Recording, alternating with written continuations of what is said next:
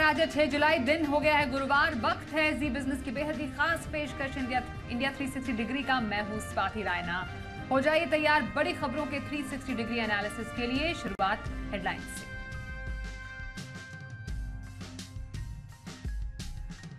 दिल्ली में एनसीपी कार्यकारिणी की बैठक को अजीत पवार ने बताया अवैध। शरद पवार का बड़ा बयान, बोले मैं ही पार्टी का अध्यक्ष।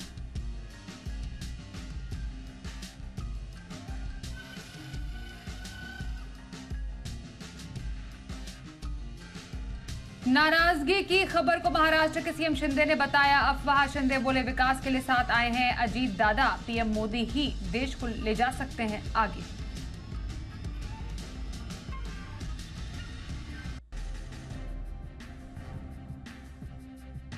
राहुल गांधी ने शरद पवार से उनके घर जाकर की मुलाकात। एनसीपी में आपसी विवाद के बाद पवार से मिले राहुल। शरद पवार को अपना समर्थन देने की कही बात।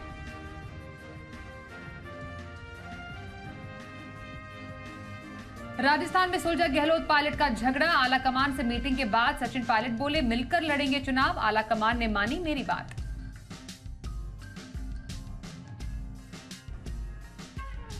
चंद्रयान 3 की लॉन्चिंग तारीख का ऐलान। 14 जुलाई को श्रीहरिकोटा से दोपहर 2:35 पर होगा लॉन्च। 24 अगस्त को चंद्रमा की सतह पर करेगा लैंड।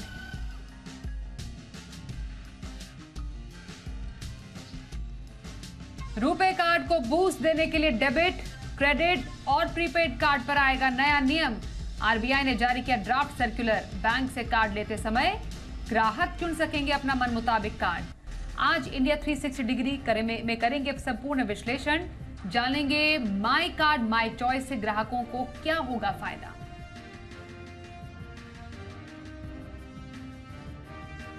रिकॉर्ड स्तर पर बंद हुआ सेंसेक्स निफ्टी। इंट्राडे में निफ्टी पहली बार 19,500 के पार पहुंचा।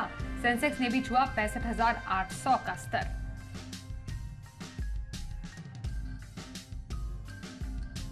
मौसम विभाग का 7 राज्यों में भारी बारिश का अलर्ट। हिमाचल प्रदेश से लेकर राजस्थान, पंजाब, हरियाणा, मध्य प्रदेश में हो सकती है भारी बारिश। दिल्ली एनसीआर में भी बारिश।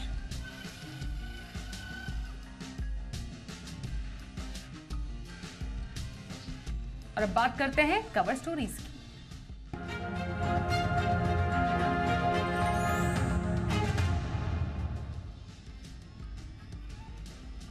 रुपे कार्ड को बढ़ावा देने के लिए reserve bank credit card, debit card और प्रीपेड कार्ड के नए नियम लेकर आ सकता है।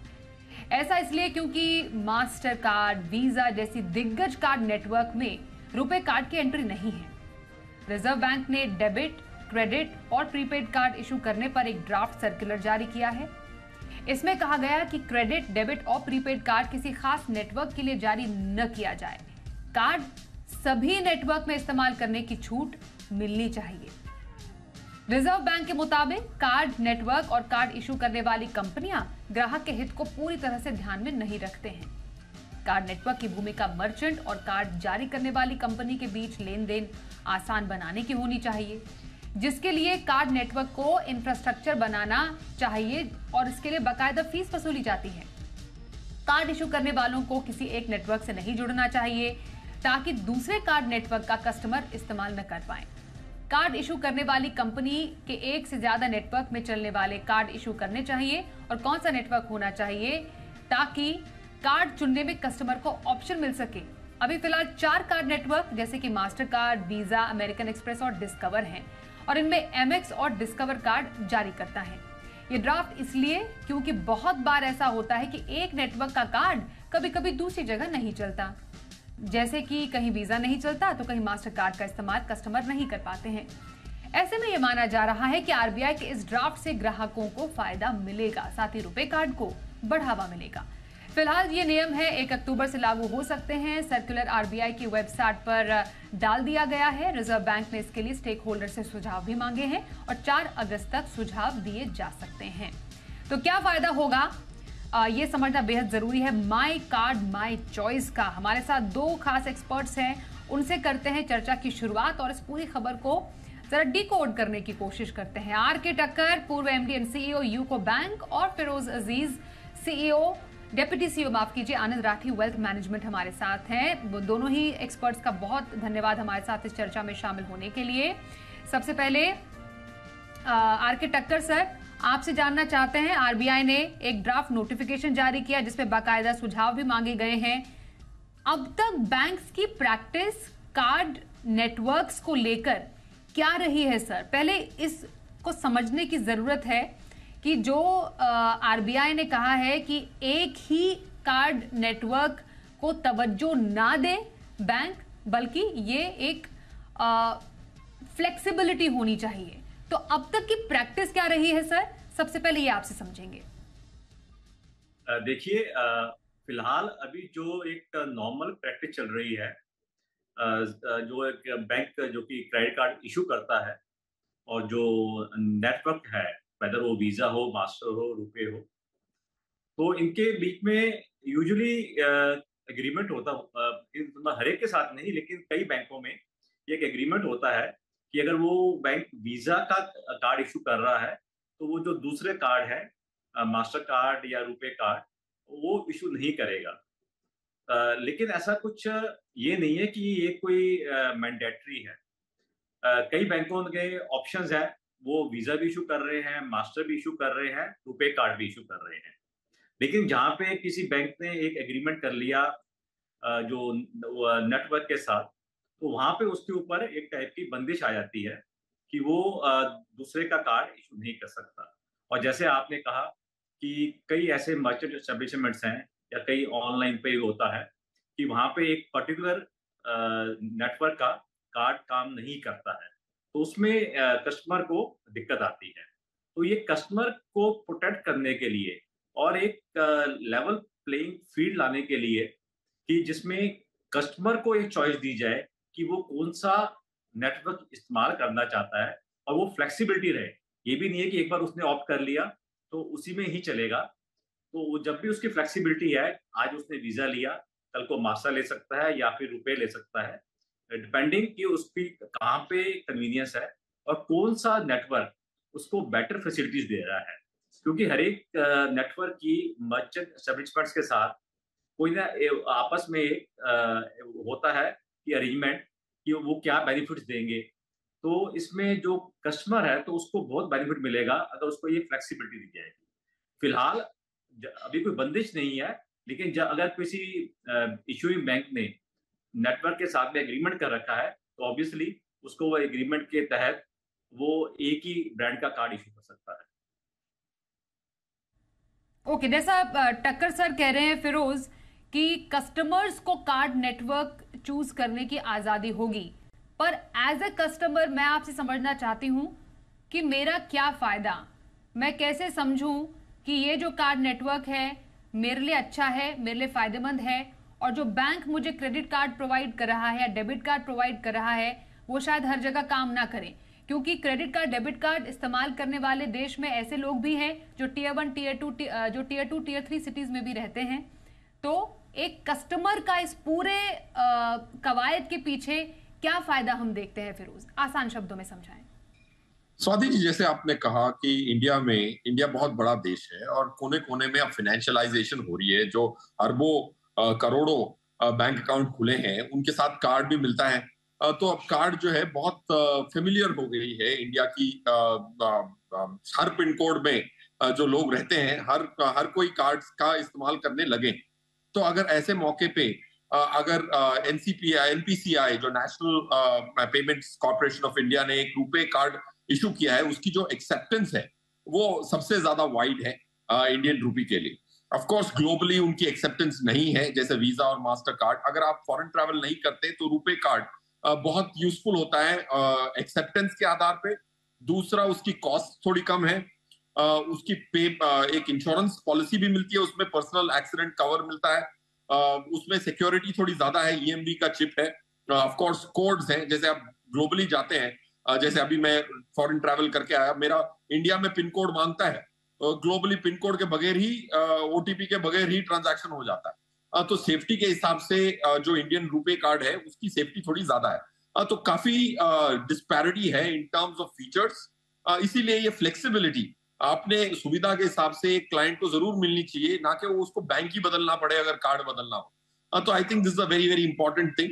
और जैसे एमएक्स जो है उसकी जो एक्सेप्टेंस है वो मर्चेंट लेता ही नहीं है काफी बार, अगर आपके पास एमएक्स कार्ड है तो, क्योंकि उसको मर्चेंट को 5% चार्ज कर दिया जाता है। तो काफी दुकानदार बड़े नासाज हो जाते हैं अगर उनको बोलते हैं कि हम एमएक्स कार्ड के थ्रू ही पेमेंट कर सकते हैं। तो ये जो पेमेंट गेटवेज हैं, पेमेंट मेथड्स हैं, नेटवर्क्स हैं, उसमें काफी डिस्पैरिटी है। आई थिंक कॉम्पिटिटिव नेचर बहुत बढ़ेगा और सब लोग एक पैरिटी लाएंगे।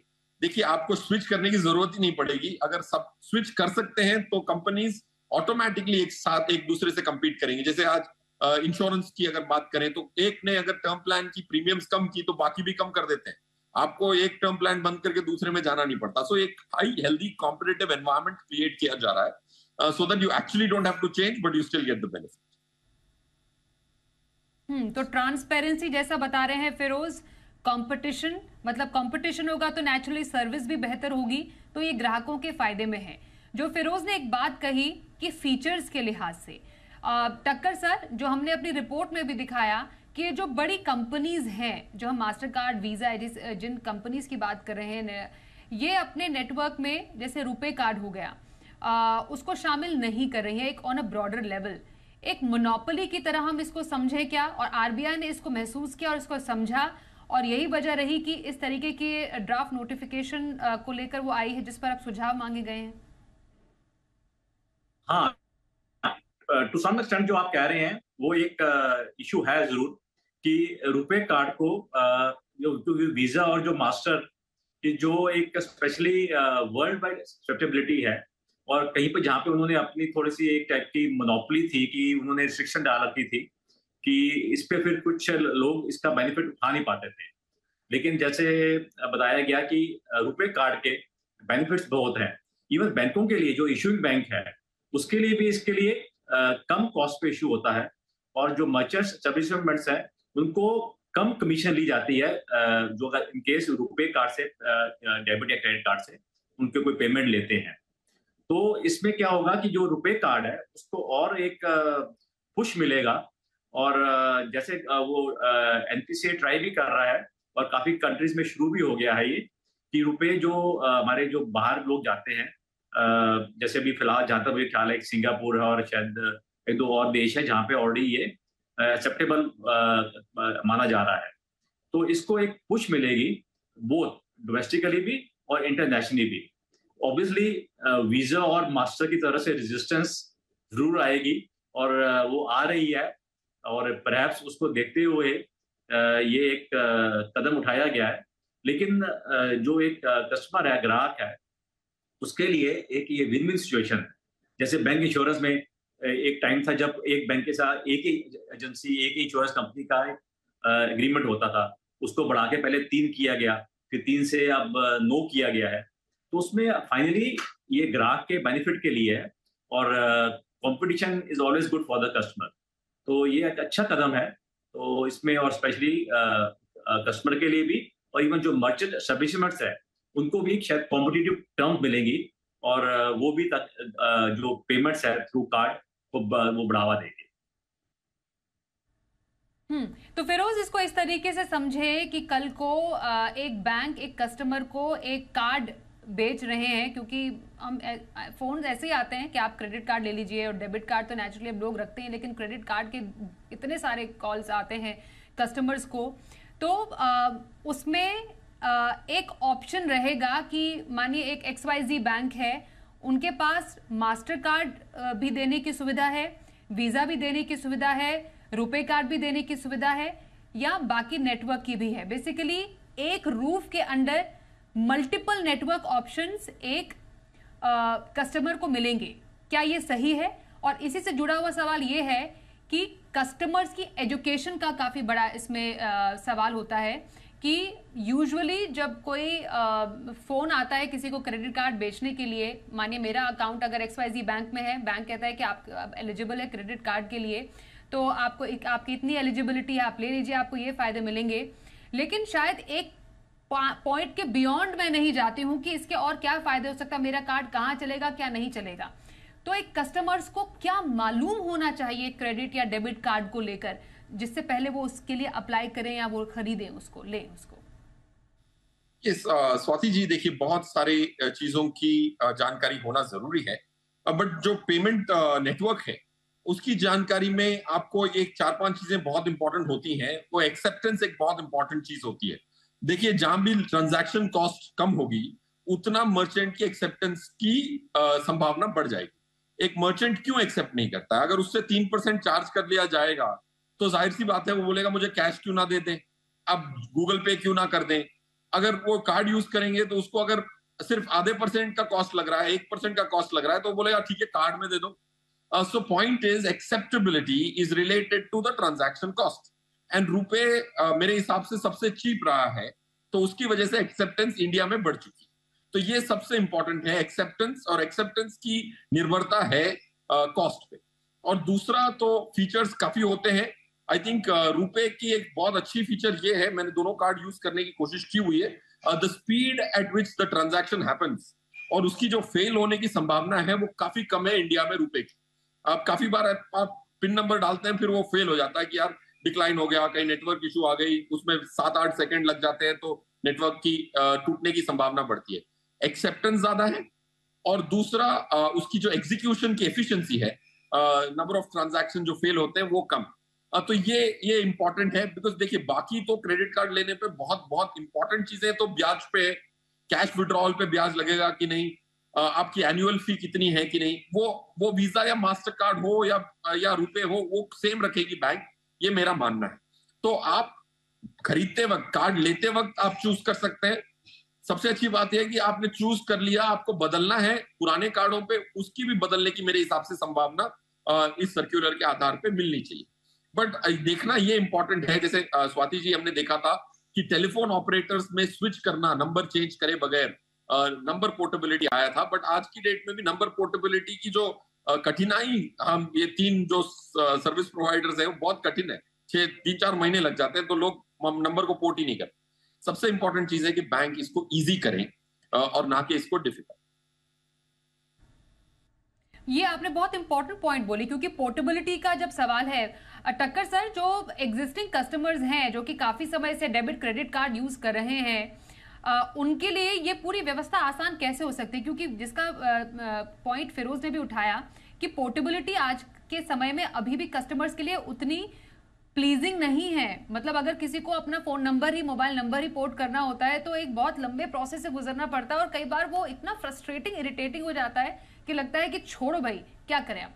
बट बैंक्स इसमें क्या रोल अदा कर सकते हैं? क्योंकि अभी स्टेक होल्डर से इस पर सुझाव मांगे गए हैं, उसके बाद जाकर इसकी इम्प्लीमेंटेशन की स्टेज आएगी, पर बैंक्स को क्या सुनिश्चित करना चाहिए जिससे ये प्रोसेस पूरा सीमलेस रहे और बेनिफिट ग्राहकों को मिले?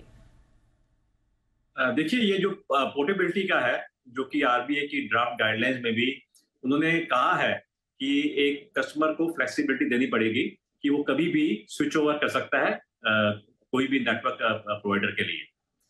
तो इसमें जो दिक्कतें जो आ सकती हैं वो तब आ सकती हैं अगर बैंक का हर एक के साथ अरेंजमेंट नहीं है। तो इसके लिए जहां तक मैं समझता हूँ जो कि सिस्टम अडॉप्ट किया जाएगा, आई थिंक परहैप्स जितने भी नेटवर्क प्रोवाइडर हैं, चाहे वो वीजा है, चाहे मास्टर कार्ड है, या एमएक्स है, या फिर रुपे कार्ड है, ये हर एक इशूइंग जो भी बैंक है, चारों को उस बैंक के साथ में आई थिंक एग्रीमेंट करना पड़ेगा, ताकि उस जो एक कस्टमर है वो जब वो असेस करना चाहे, से फ्रॉम रुपए से मास्टर या मास्टर से रुपए जाना चाहे, तो वो थ्रू वेदर वो नेट बैंकिंग है या थ्रू एटीएम है, उस बैंक का एटीएम में जाके कर सकता है।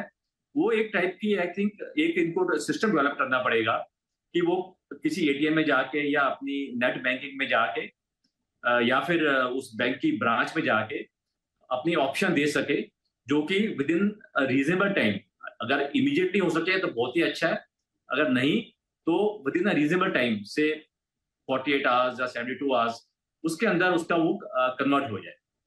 तो ये एक सिस्टम डेवलप करना पड़ेगा, जिसके लिए अभी जो बैंक्स इंटरकनेक्टेड तो हैं ही थ्रू फॉर देयर आरटीजीएस, और तो उसमें आरबीआई या एनपीसीआई, तो ये सब मिलके एक टाइप का अरेंजमेंट लाना पड़ेगा। बिल्कुल। तो my card my choice circular RBI की वेबसाइट पर डाल दिया गया है। आप चाहें तो आप भी इसको पढ़ सकते हैं। 4 अगस्त तक सुझाव इसमें मांगे गए हैं और अगर सब कुछ सही रहा तो इसको 1 अक्टूबर से जारी करने की तैयारी भी चल रही है। इसकी बारीकियों को हमने समझा। आर के टक्कर सर और फिरोज अजीज, आप दोनों का बहुत धन्यवाद इस चर्चा में शामिल होने के लिए। तो ये थी आज की कवर स्टोरी।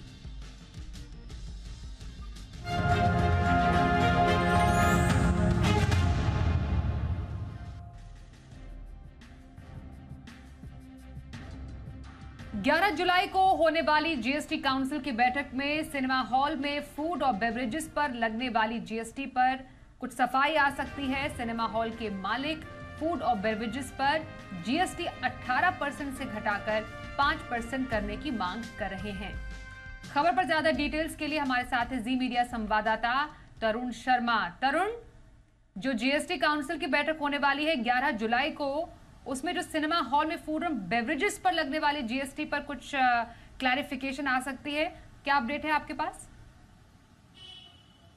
बिल्कुल, मैं बताना चाहूँगा 11 जुलाई को जीएसटी की काउंसिल की बैठक है और उसमें एक क्लैरिफिकेशन जो है वो जो सिनेमा हॉल है उसमें जो फूड एंड बेवरेजेस हैं जिसमें हाल में 18% के करीब जीएसटी वसूला जाता है, उसको 5% किया जाए। ये क्लैरिफिकेशन फिटमेंट कमेटी चाहता है कि वो सर्कुलर के जरिए लाया जाए। अब ये मुद्दा कहाँ से निकल कर आया, क्योंकि कर्नाटका गवर्नमेंट ने एक रिकमेंडेशन भेजा जीएसटी डिपार्टमेंट को कि आप इस पे एक बार विचार कीजिए, क्योंकि जो रेस्टोरेंट है या जो क्लाउड किचन का आज का दौर है या जो रेलवे स्टेशंस पे जो रेस्टोरेंट्स हैं उन सभी पे 5% की जीएसटी ही वसूली जाती है, क्योंकि उनको सर्विसेज तौर पे एक तरीके का टेक अवे सर्विसेज तौर पे उनको कैटर किया जाता है। तो वही डिमांड कर्नाटक सरकार ने करी कि जो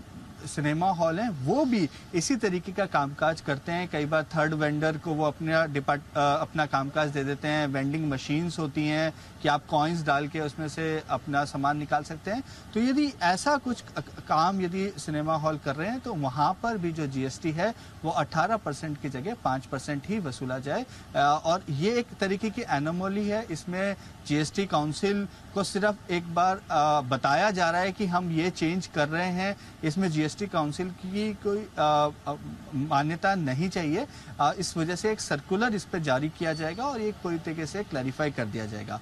इसके साथ साथ एसयूवी, जो हमने कल बताया कि एसयूवी यदि आप गाड़ी खरीद रहे हैं 4000 मिलीमीटर से बड़ी है, 1500 सीसी से ज़्यादा है, 170 mm से ज़्यादा ग्राउंड क्लियरेंस है, तो उस पर भी क्लैरिफिकेशन है कि जो सेस है वो 22% लगेगा, चाहे उसका नाम कुछ भी हो। कैंसर की दवाई पे आपका आईजीएसटी 12% है, उसको 0 कर दिया जाएगा। बैंकिंग करस्पॉन्डेंट जो चाहे रूरल में काम करें या अर्बन में, जो अभी 18% जीएसटी देना पड़ता है उसकी जगह 5% देना पड़ेगा। ऑनलाइन गेमिंग, हॉर्स रेसिंग और कैसीनो की जो जीओएम है उसकी जो सेकंड रिपोर्ट है उसको भी जीएसटी काउंसिल के सामने रखा जाएगा। अब ये देखना होगा कि क्या वो पास हो पाएगी या नहीं। ये एक बड़ा विचारधनीय बात होगी। इसके साथ साथ कुछ आइटम्स हैं जिस पे जीएसटी कम किया जाना है, जैसे अनफ्राइड जो पापड़ है उस पे जीएसटी कम हो सकता है।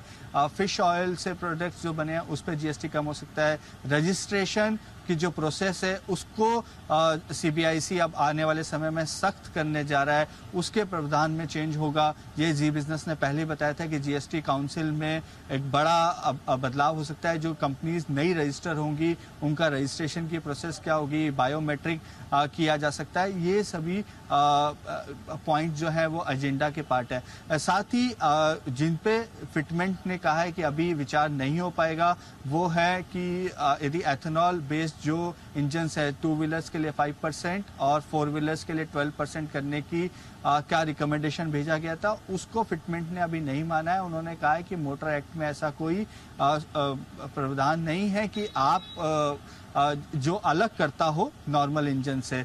साथ ही स्टील स्क्रैप में रिवर्स चार्ज मैकेनिज्म के तौर पे जीएसटी वसूला जाए, ये एक मुद्दा भेजा गया, रिकमेंडेशन भेजी गई थी, उसके लिए ऑफिसर्स की एक कमेटी बनाई जाएगी जो पूरे इस चीज़ को एनालाइज करेगी। हिमाचल प्रदेश ने एप्पल के जो कार्टून्स होते हैं उस पर जीएसटी कम करने को कहा था, वो भी अभी फिटमेंट ने डेफर कर दिया है। तो ऐसे कई सारे मुद्दे हैं जो 11 जुलाई की बैठक में चर्चा में आएंगे। कई सारे लॉ कमेटी की तरफ से भेजे गए हैं मुद्दे, बहुत टेक्निकल चीज़ें हैं, टैक्सेशन किस तरीके से किया जाए, मणिपुर के जो लोग हैं या जो साइक्लोन जिन पे आया था उनकी जो फाइलिंग है उसमें थोड़ी रियायत दी जाए, तो वो सब मुद्दे भी जीएसटी काउंसिल की बैठक में जीएसटी के सामने होंगे। अब ये देखना होगा कि कितनों पे फैसला हो पाता है। जी धन्यवाद करेंगे तरुण इस पूरी खबर पर डिटेल में जानकारी हमें देने के लिए।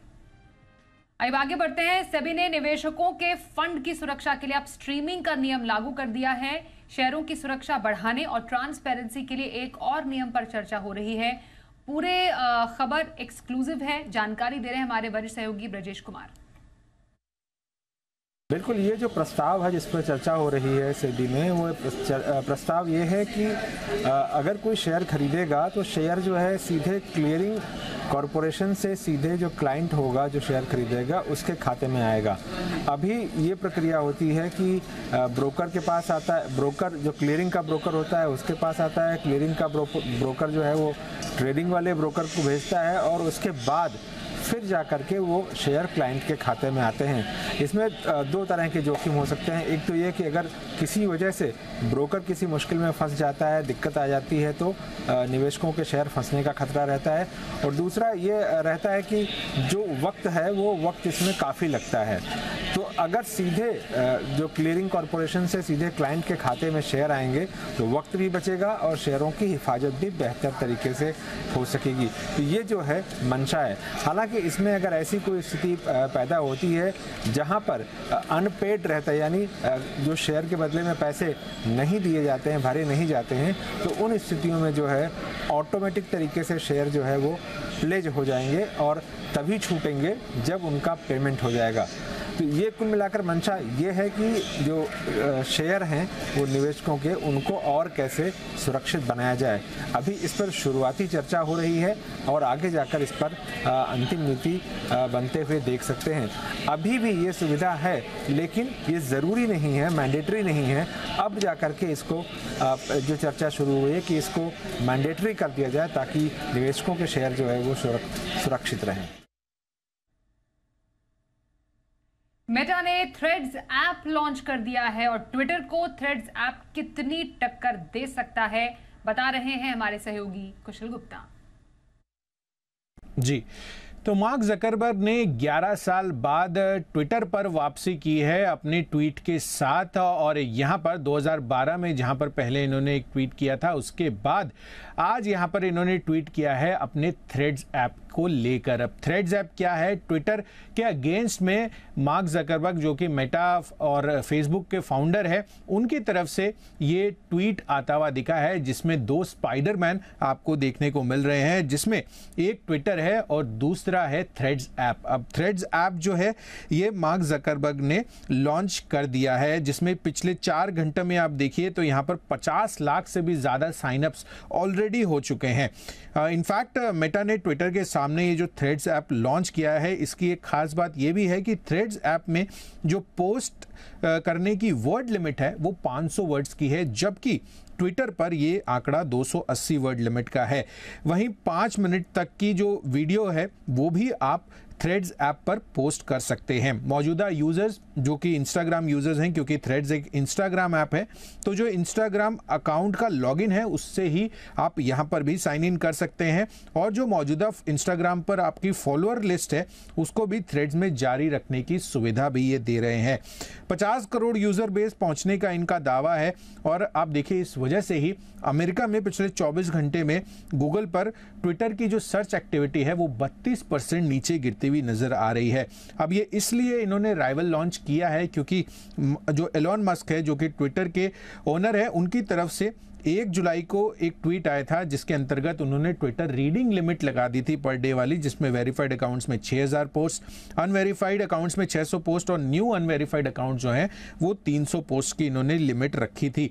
तो जाहिर सी बात है कि ये इस तरह की रिस्ट्रिक्शंस और साथ ही जो $8 का ट्विटर ब्लू लेने के लिए जो कंडीशंस ये लगाते हुए नजर आ रहे हैं, उस चीज को कैपिटलाइज करने के लिए मार्क जकरबर्ग ने एक राइवल में थ्रेड्स ऐप ये लेकर आ चुके हैं। तो अब देखना होगा कि ये कितना सक्सेसफुल होता है, बट अभी फिलहाल जिस तरह का साइन अप्स होते हुए दिख रहे हैं उससे तो यही लग रहा है कि ट्विटर और साथ ही थ्रेड्स में एक अच्छी राइवलरी आगे चलकर हो सकती है। अब फटाफट देख लेते हैं टॉप न्यूज में वो तमाम खबरें जो सुबह से लेकर अब तक रही सुर्खियों में। राजस्थान में विधानसभा चुनाव को लेकर तैयारियां शुरू हो चुकी हैं। कांग्रेस ने चुनाव को लेकर रणनीति बनाने के लिए दिल्ली में हाई लेवल की बैठक की। कांग्रेस की इस अहम बैठक में बड़ा फैसला लिया गया। सूत्रों से मिली जानकारी के मुताबिक राजस्थान विधानसभा का चुनाव गहलोत की अगुवाई में ही लड़ा जाएगा। आपको बताएं, ये बैठक कांग्रेस अध्यक्ष मल्लिकार्जुन खड़गे, राहुल गांधी की मौजूदगी में हुई। इस बैठक में मुख्यमंत्री अशोक गहलोत, सचिन पायलट समेत राजस्थान के कई बड़े नेता शामिल हुए, जहां ये फैसला लिया गया है।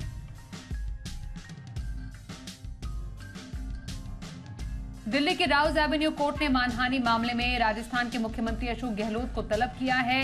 कोर्ट ने 7 अगस्त को उन्हें पेश होने का आदेश जारी किया। मानहानि का मामला केंद्रीय जल शक्ति मंत्री गजेंद्र सिंह शेखावत ने दायर किया था। फरवरी में सीएम अशोक गहलोत ने ट्वीट कर गजेंद्र सिंह शेखावत को संजीवनी घोटाले का आरोपी बताया था। इसके बाद शेखावत ने दिल्ली कोर्ट में उन्हें बदनाम करने का आरोप लगाकर आपराधिक मानहानि का केस दायर किया था। बीजेपी के पूर्वी और पूर्वोत्तर भारत के 12 राज्यों के वरिष्ठ नेताओं की आज गुवाहाटी में बैठक हुई। इस बैठक में 2024 के लोकसभा चुनाव की तैयारियों पर चर्चा हुई। बैठक में बीजेपी के राष्ट्रीय महासचिव BL संतोष, केंद्रीय मंत्री सर्बानंद सोनोवाल, असम के सीएम हिमंत बिस्व शर्मा, त्रिपुरा के सीएम मानिक साहा और पार्टी के सांसद विधायक सहित राज्य इकाई के अध्यक्ष शामिल हुए। असम बीजेपी के अध्यक्ष भावेश कालिता ने बताया कि बैठक में संगठन को मजबूत करने और आगामी चुनावों की रणनीति पर चर्चा हुई।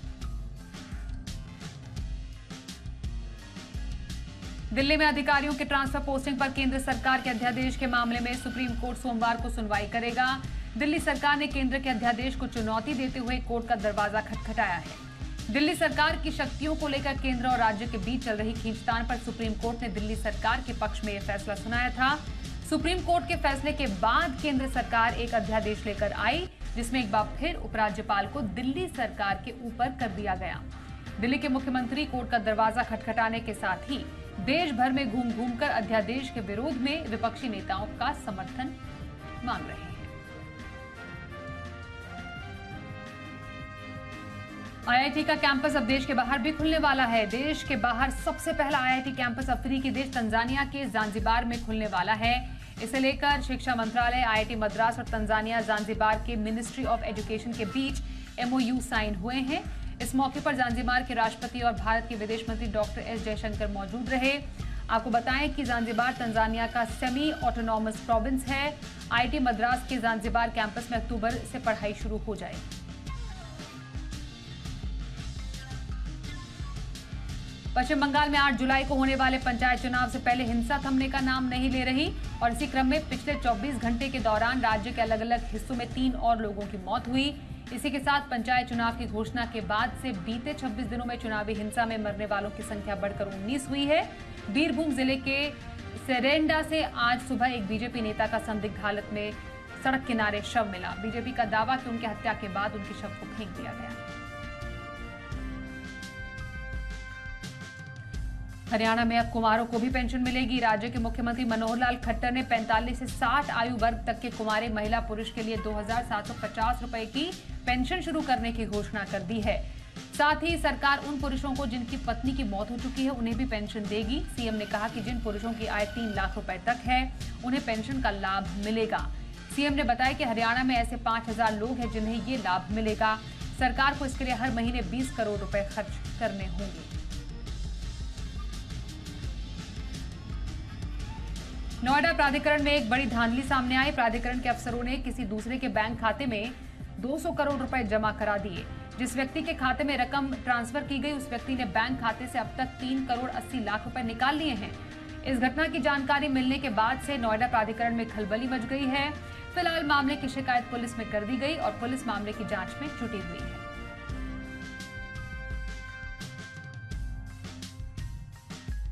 अयोध्या में राम जन्मभूमि परिसर की सुरक्षा पहले से ज्यादा चाक चौबंद होगी। सूत्रों की माने तो मंदिर की सुरक्षा का जिम्मा सीआईएसएफ के हवाले कर दिया गया है। इसके लिए सीआईएसएफ ने प्लान तैयार किया है, जिसे शासन से हरी झंडी मिल चुकी है। सीआईएसएफ के डीजी सहित दूसरे अधिकारियों ने हाल ही में राम मंदिर परिसर का दौरा किया था। सीआईएसएफ की कंसल्टेंसी विंग इस पूरे प्लान को तैयार करेगी। सुरक्षा का ऐसा खाका खींचा जा रहा है जिससे रामलला के भक्तों को असुविधा न हो।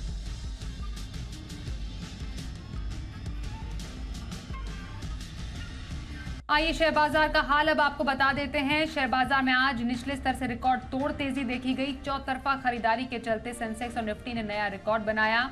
इंट्राडे में सेंसेक्स पहली बार 65,800 और निफ्टी ने 19,512 का रिकॉर्ड स्तर छुआ। कारोबार के अंत में सेंसेक्स 340 अंकों की बढ़त के साथ 65,786 के लेवल पर बंद हुआ। निफ्टी 99 अंकों की बढ़त के साथ 19,500 के पास बंद हुआ, जबकि बैंक निफ्टी 188 अंक चढ़कर 45,340 के स्तर पर बंद हुआ।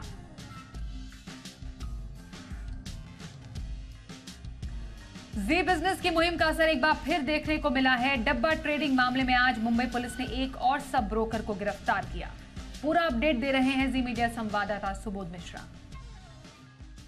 ये बिल्कुल जी बिजनेस की जो मुहिम थी उस मुहिम को जो मुंबई पुलिस ने और आगे बढ़ाते हुए इस मामले में अब 5वीं जो गिरफ्तारी है वो की है। ये भी सब ब्रोकर है, धीमंत गांधी नाम का ये शख्स है।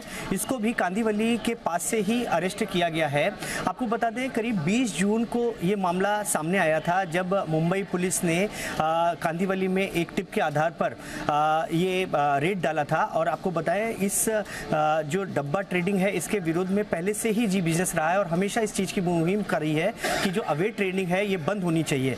और इसके चलते जब ये जतिन जो मेहता नाम का जो था मुख्य आरोपी उसको पकड़ा तो उसी से ही कई सारी टिप मिली थी, जिसके चलते 3 सब ब्रोकर पकड़े गए और आज वापस एक सब ब्रोकर को पकड़ा गया है। इन लोग का मुख्य काम ही यही होता था कि जो पब्लिक है वहाँ पर इस चीज़ को बढ़ावा देना और उनको लालच में फंसा करके यहाँ पर अवैध ट्रेडिंग कराना।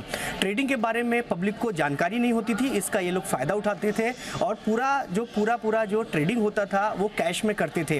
हालांकि अभी इसमें एक और जो पुलिस के जो सूत्र है उसने बताया है कि इस मामले में अभी और गहन जांच बाकी है और इसके जो सूत्र हैं वो जांच के महाराष्ट्र के अलावा गुजरात और दिल्ली में भी जुड़े होने की संभावना है। और जब ये अगर ये जो जांच है ये बढ़ने के बाद हो सकता है कि और भी इसमें गिरफ्तारियां संभव हों। जी क्यों एक बार फिर से फोकस में है जोमैटो के शेयर, बता रहे हैं पूरी डिटेल्स हमारे सहयोगी अरमान नाहर। देखिए अगर आप जोमेटो की बात करें तो यहाँ पर आपको विदेशी ब्रोकरेज से भी आपको लगातार जो है कुछ 2 महीने से बात करें या फिर अप्रैल के महीने से बात करें तो यहाँ पे टारगेट जो है अच्छे खासे आपको रिवाइज होते हुए दिख रहे हैं, जिसमें आप HSBC देख लीजिए, मॉर्गन स्टैनली देख लीजिए, सीटी देख लीजिए या CLA देख लीजिए, इन सभी ने आपको दिखेगा कुछ समय पहले से जो है वो टारगेट बढ़ाते हुए जा रहे हैं। अप्रैल से अभी तक अगर आप बात करें तो HSBC का जो आज उनका रिपोर्ट आती हुई दिखी है वहां पर वो टारगेट बढ़ाया है उन्होंने, और ये जो टारगेट उन्होंने बढ़ाया वो 13 दिसंबर 2021 के बाद जो है सबसे बड़ा टारगेट जो है उसके बाद ये देते हुए दिखे हैं। अब अगर टारगेट की बात करें तो मॉर्गन स्टैनली जहां पर उन्होंने जो पुराना टारगेट था 74 वो अब बढ़ाकर 85 का कर दिया है। CLA की बात करें 70 से बढ़ाकर 80 कर दिया है। सिटी की भी बात करें तो 76 से बढ़ाकर 84 कर दिया और HSBC की जिनकी रिपोर्ट आ जाइए 88 से बढ़ाकर 93 का कर दिया है। और औसतन अगर आप इन सबका देखें तो ऑन एन एवरेज अभी भी जिस भाव पर जोमेटो मिल रहा है औसतन वहां से 16% ऊपर आपको ये टारगेट अगर आप एवरेज करें तो भी आपको 16% के आसपास ऊपर आता हुआ दिखता है, जिसमें HSBC का टारगेट तो 26% ऊपर है। मॉर्गन स्टैनली और सिटी की अगर आप बात करें तो उन दोनों का 15% के आसपास जो है वहां पर ऊपर आता हुआ दिखता है।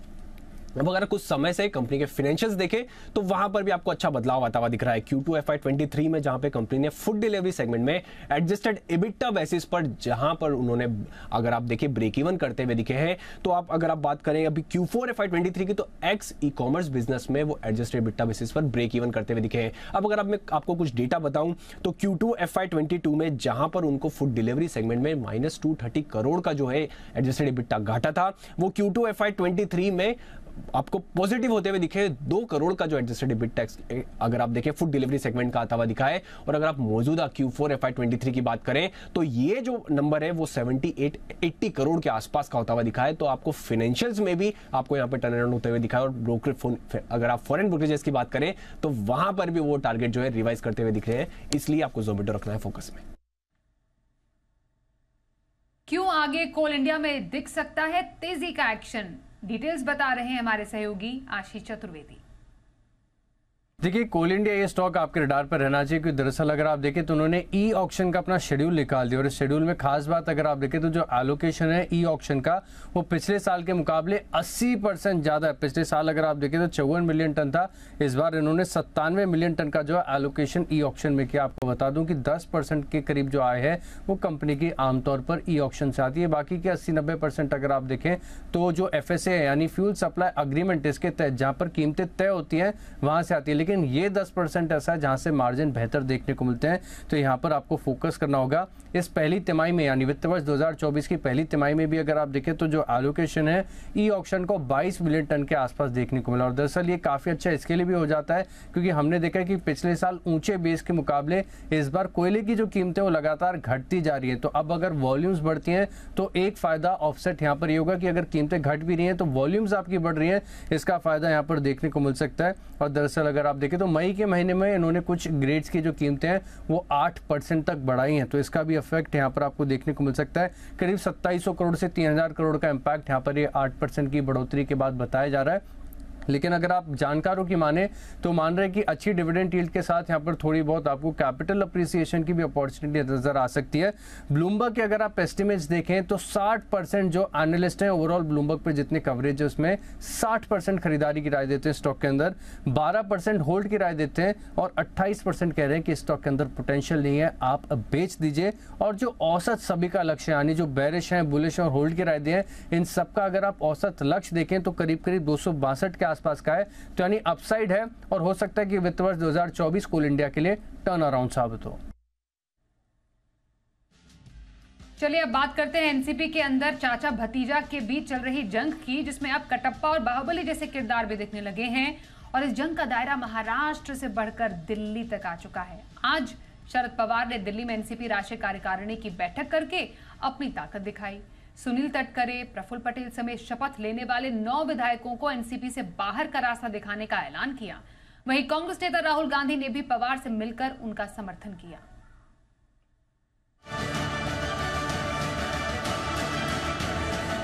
महाराष्ट्र में कभी शरद पवार की पार्टी रही एनसीपी पर उनके भतीजे अजित पवार कब्जा करने की तैयारी कर रहे हैं, तो दिल्ली में शरद पवार गुट की बैठक से पहले अजित पवार का साथ दे रहे प्रफुल्ल पटेल को कटप्पा और शरद पवार को बाहुबली दिखाने वाला पोस्टर लगाया।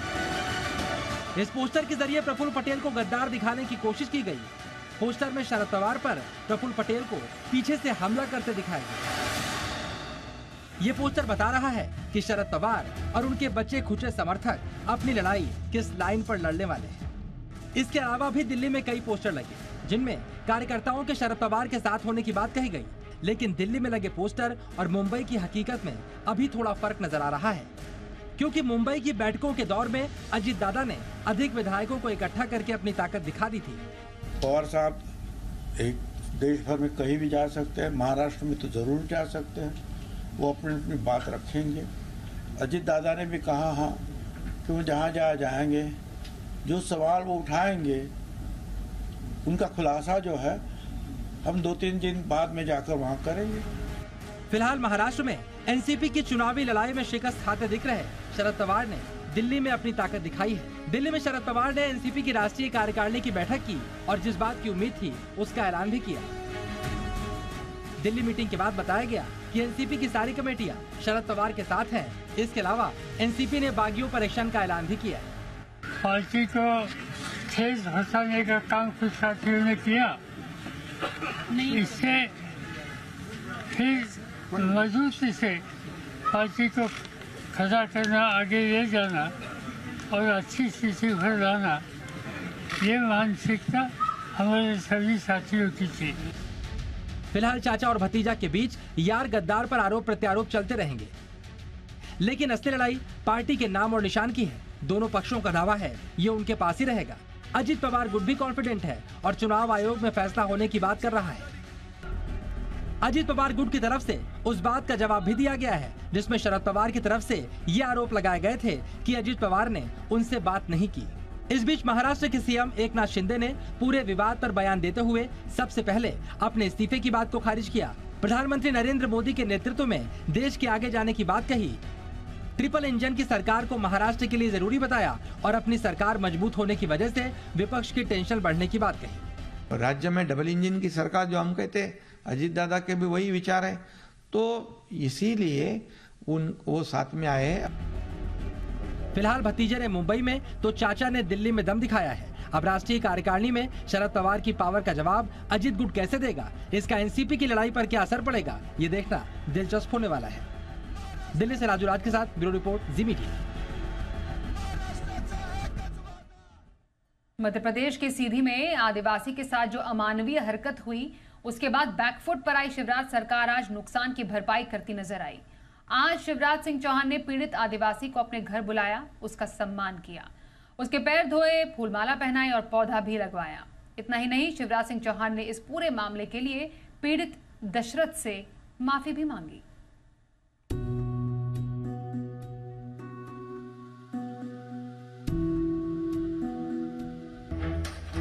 मानवीयता को शर्मसार करने वाली हरकत का अंजाम क्या हुआ, ये दो तस्वीरें बयां करती है। एक तरफ अपमान करने वाले के घर पर बुलडोजर चला, तो वहीं अपमान सहने वाले का सीएम ने सम्मान किया। सीधी में हुए शर्मनाक कांड के बाद निशाने पर आई शिवराज सरकार का ये डैमेज कंट्रोल का तरीका था। हर तरफ से आलोचना झेल रहे शिवराज सिंह चौहान ने सीधी पेशाब कांड के पीड़ित आदिवासी दशमत को आज सीएम हाउस बुलाकर उसका सम्मान किया। शिवराज सिंह चौहान ने पीड़ित के पैर खुद अपने हाथों से धोए, उन्हें तिलक लगाया और फूल माला पहनाई। इतना ही नहीं, गणपति भी भेंट में दिए और उनके साथ नाश्ता भी किया। सम्मान के बाद शिवराज आदिवासी पीड़ित से माफी मांगते भी दिखे। आदिवासियों के हित में बात करने वाली एमपी सरकार के लिए ये सम्मान क्या वोट की मजबूरी थी? क्योंकि इस पूरी घटना से आदिवासियों में बहुत आक्रोश है।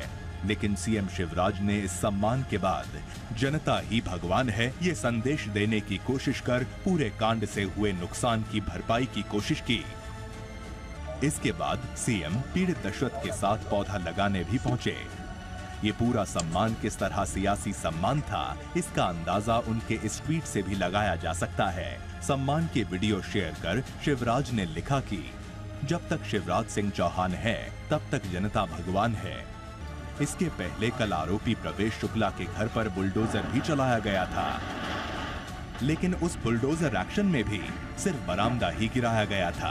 हालांकि शिवराज के इस एक्शन का भी विरोध किया गया। ये पूरा मामला एमपी का बड़ा सियासी मुद्दा बन गया क्योंकि आरोपी बीजेपी कार्यकर्ता है। सियासत कितनी हावी है उसका अंदाजा इसी बात से लगाइए कि अब पार्टियों में दशमत का सम्मान करने की होड़ मची है। कांग्रेस खुद इस कांड की टीम बनाकर जांच कर रही है। बीजेपी के अलावा कांग्रेस भी आज पीड़ित के घर पहुंचकर उनका सम्मान करने लगे। ये पूरा मामला तब सामने आया था जब किसी ने करीब 9 दिन पहले की इस घटना का वीडियो बनाकर सोशल मीडिया पर डाल दिया था। घटना का वीडियो वायरल होने के बाद पुलिस ने कई टीमें बनाकर आरोपी की तलाश शुरू कर दी। बीती रात करीब 2 बजे पुलिस आरोपी को पकड़कर थाने ले आई। इस दौरान आरोपी अपने चेहरे को गमछे से ढके हुए था।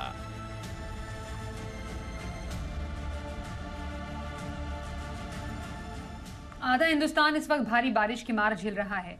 पहाड़ों से लेकर मैदान तक बारिश का रौद्र रूप देखने को मिल रहा है। कई राज्यों में मानसूनी बारिश से आफत मची हुई है। दिल्ली एनसीआर में आज भारी बारिश से सड़कों पर जल जमाव हुआ, जिससे गाड़ियों की रफ्तार धीमी पड़ गई। हिमाचल प्रदेश के ऊना में पानी के तेज बहाव के आगे एक लग्जरी कार की एक ना चली। तस्वीरें देखिए। पानी का बहाव तेज है, बीचों बीच एक कार फंसी है। लोग इस भयावह मंजर को देख रहे हैं, लेकिन बहाव इतना तेज है कि कोई कुछ कर पाने की स्थिति में नहीं। ऊना में बुधवार को तेज बारिश के बाद बाढ़ जैसी स्थिति बन गई। नदी नाले भी उफान पर हैं। साथ ही मौसम विभाग ने अगले 3 दिन तक भारी बारिश का अनुमान जताकर लोगों की चिंता और बढ़ा दी है। कुछ ऐसी ही तस्वीरें उत्तराखंड के हरिद्वार से भी देखने को मिली। ऊंचाई के इलाके में हो रही बारिश से नदी नाले उफान पर हैं। हरिद्वार चीला मार्ग पर तेज पानी में एक गाड़ी फंस गई। ये कार दिल्ली से ऋषिकेश घूमने आए एक टूरिस्ट की थी और वो नदी को पार करने की कोशिश में था, लेकिन गाड़ी नदी के तेज बहाव में बह गई। सूचना पर पहुंची पुलिस ने स्थानीय लोगों की मदद से गाड़ी को बाहर निकाला और कार सवार की जिंदगी को बचा लिया। मुंबई में वैसे तो हर साल बारिश आफत बनकर आती है, लेकिन ये कितनी खतरनाक हो सकती है उसकी ये तस्वीरें गवाह है। मुंबई के चेंबूर इलाके में भारी बारिश और जलभराव से सड़क का एक बड़ा हिस्सा अचानक धंस गया। इससे कार सड़क पर बने बड़े से गड्ढे में समा गई। हादसे के बाद बीएमसी और फायर ब्रिगेड ने रेस्क्यू अभियान शुरू किया। एहतियात के तौर पर आसपास की इमारतों को खाली करा लिया गया था। यूपी के कुछ इलाकों में भी बारिश से बुरा हाल है। तस्वीरें शाहजहांपुर की हैं, जहां नदी के किनारे से गुजर रहा एक ट्रक अचानक आए तेज बहाव में फंस गया और देखते ही देखते आधे से ज्यादा ट्रक पानी में डूब गया। डूबते हुए ट्रक को देखने के लिए लोगों की भीड़ जमा हो गई। लोग देख रहे थे और ट्रक डूब रहा था। फिर इनमें से कुछ लोगों ने हिम्मत की और रस्सी के सहारे ट्रक तक पहुंचने की कोशिश की गई। एमपी के रतलाम में जल भराव यहाँ तक पहुँच गया कि एक कार डूबकर बहने लगी। हालांकि समय रहते कार में सवार लोगों को बचा लिया गया। मौसम विभाग के मुताबिक भोपाल, उज्जैन, इंदौर, जबलपुर में भारी बारिश की संभावना है। कुछ ऐसा ही हाल बिहार का भी है। दरभंगा में बारिश के बाद अस्पताल के अंदर पानी भर गया। यहाँ बिस्तर पर लेटे मरीज अपना इलाज करा रहे थे और डॉक्टर साहब जल भराव से जूझते हुए मरीजों तक पहुँच रहे थे। ये तस्वीरें उत्तर बिहार के सबसे बड़े अस्पताल DMCH की हैं, जो पूरी तरह जलमग्न नजर आया। इमरजेंसी हो या फिर बच्चों का वार्ड, सब जगह पानी भरा था। बारिश से जूझ रहे लोगों की ये खतरनाक तस्वीरें अभी कुछ और दिनों तक आती रहेंगी। मौसम विभाग के मुताबिक आने वाले कुछ दिनों तक बारिश का कहर यूं ही जारी रहेगा। ब्यूरो रिपोर्ट, जी मीडिया। इंडिया 360 डिग्री में बस इतना ही। रुकते हैं एक ब्रेक के लिए, देखते रहिए जी बिजनेस।